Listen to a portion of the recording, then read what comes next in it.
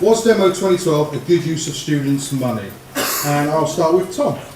I don't think so, no. I'm quite a free sort of man. I like freedom, and I like the ability for students to make their own choices. And I think that if we did a sort of look across all the 15,000 students that go to this university, whether all of them would have liked to have gone to the demo, I mean, there's a couple of hundred that went. Could that money have been used elsewhere? Potentially. I'm not sort of one for looking for referendums for every single issue, but I also think that there's other issues that are probably more important that the money could have gone towards, and that the USU's sort of time and effort could have been put towards. So, yeah. Matt? I'm afraid, as much as I love the moustache, I've got to massively disagree. It's a really, really important issue for every student out there, the fact that we're paying such huge sums of money, and now even more sums of money, to go to university. And the fact that YUSU is showing that this shouldn't be the way is really, really important for all of us. It's definitely something that should carry on in the future until the government really bucks up and realises what we're actually going to be doing about it. Something has to change. And if YUSU is getting more involved in this, it can only be a good thing. Callum? I appreciate loony left-wing demos, as some people like to call them, on everyone's thing. This is quite a diverse student body in the Russell group, and what I would say is it's important that this SU offers the opportunity for students to express their views to the government if they're feeling alienated by what's going on. And you know what, we had the highest turnout in the country that day in London. Some London SUs didn't even touch us for numbers. We came from York in the pouring rain, the highest turnout in the country, and I think we're vindicated there. We made an impact. It was a great day for YUSU, terrible day for the NUS. And on the finances side of things, that money that was spent on the demo was brought in completely externally. I made a deal in the summer holidays of 6 men taxes for £10,000. Some of that money, roughly £3,000, went on the demo. But my point is this, no YUSU budgets were eaten into. I made a point of working on that. I didn't want students to say, well, I wanted this money to be spent here. No YUSU service was compromised with that demo. It was all external funding, which I brought in on my own accord, and we had a high turnout in the country. I'm happy with it, but the NUS needs to do a lot more on the national level, so I'm not overly happy with the demo as a whole. The next question is that we pay over £43,000 each year to affiliate to the NUS. Is this good value for money? Callum? I see the NUS as a little bit like the European Union. It's a bit crap, but we're better off in it than we are out of it, in my personal view. And on the finance side, again, we get an 80% rebate, roughly, from the NUS. So the money we initially put to them, we do get back in terms of discounts and goods from the National Union. And it's important that we have that national representation. I think something YUSU needs to improve. Something that I haven't done as much this year, which I want to work on next year, is holding the national office to account more, reporting back to YUSU and the students what they're actually doing, what they're saying to government on our behalf. And I do want to bring in one member, one vote personally. I think every student in the country should be able to vote for their president, not just people who go to a NUS conference. That's not reflective whatsoever. Thomas? I think we could have a sort of Norwegian-style relationship with the NUS, or Swedish-style, you know, the sort of Scandinavian area up there, where we sort of opt in to certain things that the NUS is good, because, as Callum said, there's a lot of things that the NUS do well on. But there's also a lot of things that it doesn't do so well on. And I think possibly negotiating some sort of new relationship, maybe York could be the leader in one of these new relationships. You know, there's none out there at the moment, but I'm going against myself saying that I want big change. That's probably one thing maybe. But yeah, I think that maybe a renegotiation of that relationship with the NUS could be potentially on the cards, and it's something that I'd certainly be interested in looking at if I took the presidency. The guy with the moustache says he's interested in relationships. Matt, what's your view? In relationships with the NUS? NUS. Okay. It's a lot of money, I'm not going to lie. It's a huge sum of money that YUSU's paying, but as Cam already said, I do think it's easier to change things when you're in a system rather than trying to impact it when you're outside. The NUS is massively flawed in some areas. The only way you're going to change that is being within the system and actually changing it that way. If you're going outside, all it shows is that York is separate, and that's not the way it should be at all. Next question is, should the university build College 9? Matt? I really don't think so, to be entirely honest. Until all of the infrastructure for the university is sorted, no. I'm sure a lot of you here, over the last year pretty much, have seen all of this stuff going on in the student papers about College 9, and the vast majority of you said that you didn't want anything until stuff was sorted. The fact that Hes East doesn't even have a facility where students can go and buy food. The fact that the glass house isn't big enough and has been told by the students and by everyone here that the provision isn't good enough so far. The fact that Hes East isn't done means that College 9 shouldn't take place. And I think more development needs to be done in other areas rather than going to College 9. The fact that this year we actually had 200 roughly fewer students for undergraduate intake shows that there's currently, is there a demand for a College 9 when we really should be trying to get the best of students we have here at the moment and the best calibre of students at this university. Callum? Our position as a union has always been fairly clear, and that's been purely based on what student representatives from the colleges have been telling us. That we support the university's growth. It's important for the university in the long term to make sure that it can compete with the world's best. And we have to grow. We have to grow infrastructure. The general plan for Heslington East over the next 15 to 20 years is to have 5 or 6 colleges over there. It's important. This issue as a whole, to be honest, has been a perfect window for you to really get the foot in the door and say, yes, we're sensible, we want you guys to grow, but at the same time, you've got a massive responsibility to your students there. And that's one of the conditions of our support on that. When we had the vote on that, Brian Cantor has pledged to find the funding. It will be in May when he makes his decision, you know, Lord Brian and all of that. Well, I think we should have it, but I think, as Matt said, infrastructure does need to improve. But we've been on that. We've got a cash point there now. There is places students can buy food in Heslington East. They're not the best places, but the Glasshouse has really upped its game this term.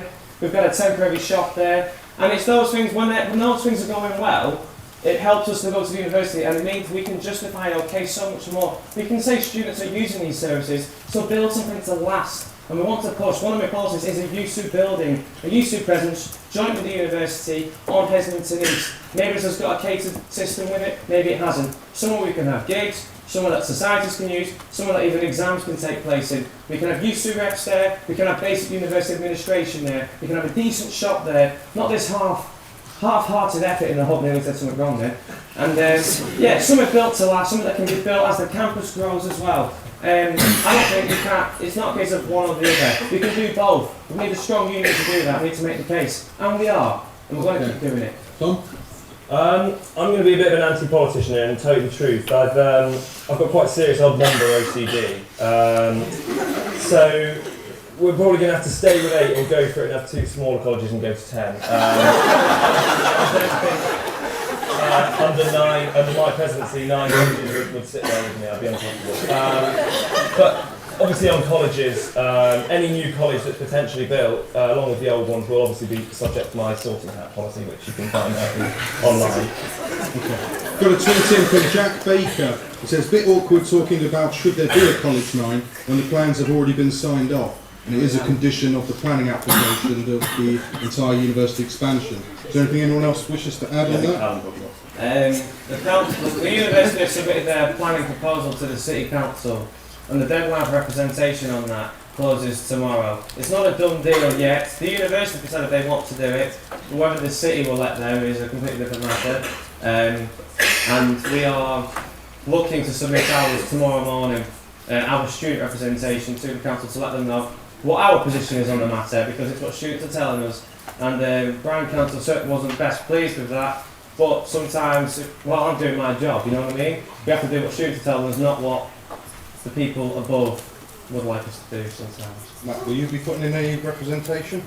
Well, to be honest, I want to get involved as much as I can to stop something until everything's sorted. To be honest, I'd be curious, where did all that come from? How did you find out? Because I'm pretty sure everyone else here didn't realise that was going on. And it would be quite useful to know, because I'm sure a lot of people would want to voice their opinion on that. Just as a bit of a clarification, when the planning application was approved for Heslington East in 2005, it included that 9th college being built.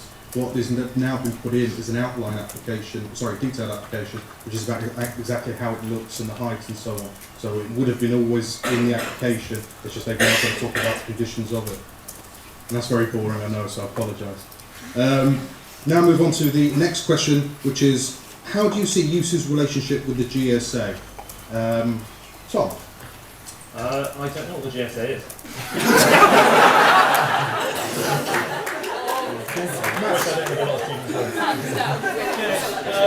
I think the GSA is really important. I think graduates are, of course, really, really vital to this university. I think if YUSU definitely needs to get more involved, because at the moment there seems to be a real division between the GSA and YUSU as a whole. The fact that there seems to be a division between students and the GSA, and that really, really has to change. YUSU's done really, really well recently in kind of terms of getting people more together, in terms of bringing things so that everyone knows what's going on at the university, but the fact that this hasn't happened so much with the GSA means that this definitely has to change. My biggest policy is talking about opportunity and employability, and that basically expands to everyone at this university, whether you're a graduate, whether you're an undergraduate, whether you're an international student, no matter what background you come from, everyone has come to this university to try and get a job, to have the best experience possible and use that opportunity later on in their life.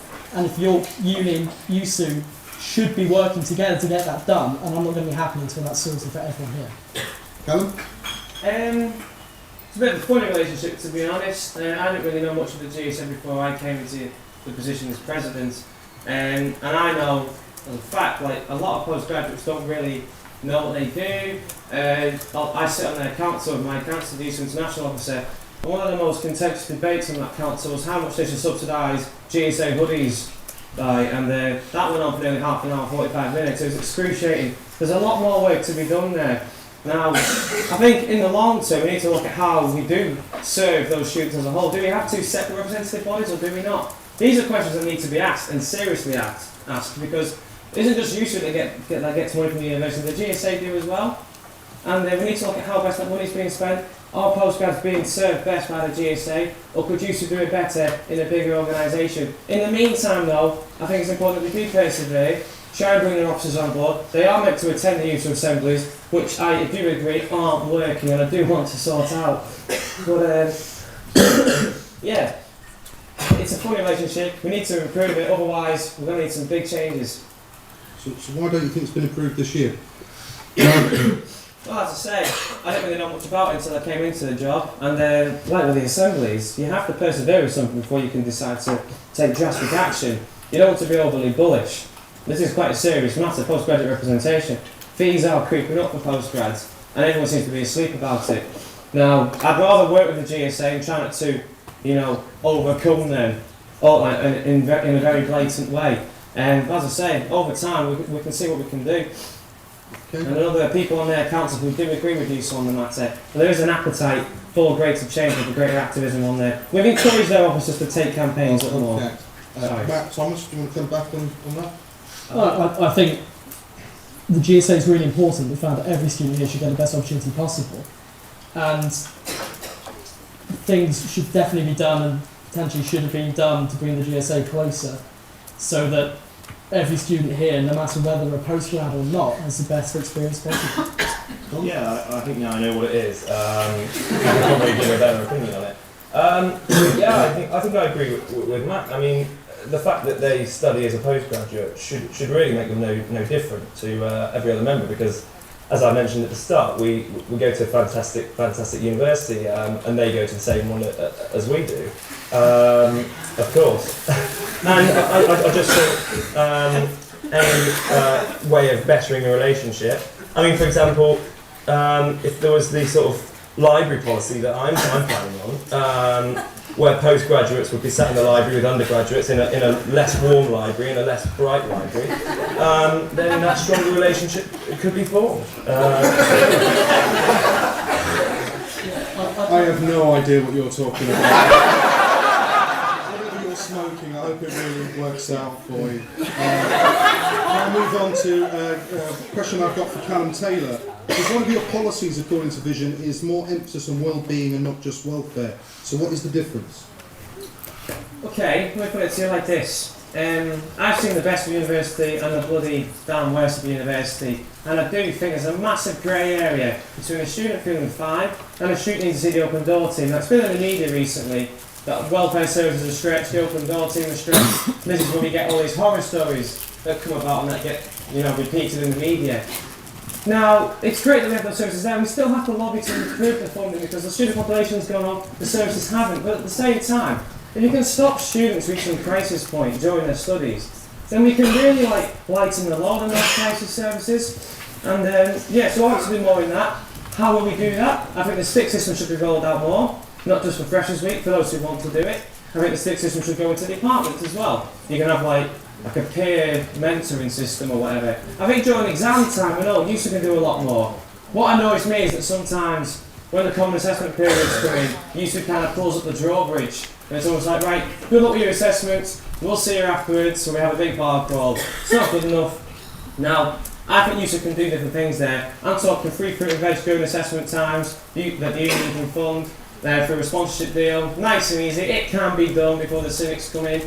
I'm talking free bubble wrap given out to students. Liverpool SU done that. Little quirks, stress balls given out, bouncy castles dotted around the place. The union should do a lot more for students during these hard times, just to improve the mood. Okay, so Matt, Tom, do you want to come back on that? Free fruit, bubble wrap, bouncy castles? Bouncy castles are great as long as students that go in with a whole load of broken noses, because I've been on there before and they're awful sometimes. I think the idea is great. I think that students really need to make sure that they're being looked after in exam periods. I don't think that I'd question the use of peers and buddies during kind of second, third and exam periods, because I'm not quite sure who these would be. Who would they be? Second or third years? Or... Do you want me to answer that? Yeah, that'd be brilliant. I mean, it isn't something we've forced every student to take part in.